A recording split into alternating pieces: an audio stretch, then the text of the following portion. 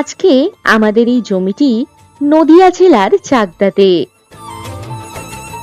এই জমিটি Chakdah railway station থেকে 4 কিলোমিটার দূরত্ব ও ন্যাশনাল হাইওয়ে থেকে 5 কিলোমিটার দূরত্ব। জমির ঠিক পিছনেই পেয়ে যাবেন গঙ্গা নদী। এই জমির মোট পরিমাণ 5 বিঘা। এই জমির সামনেই পাবেন 16 ফুটের রাস্তা। জমিটিতে যে কোনো রিসর্ট, আশ্রম, বাগানবাড়ি ইত্যাদি বানাতে পারবেন। এখানে পেয়ে যাচ্ছেন জল ও ইলেকট্রিসিটির সুবিধা।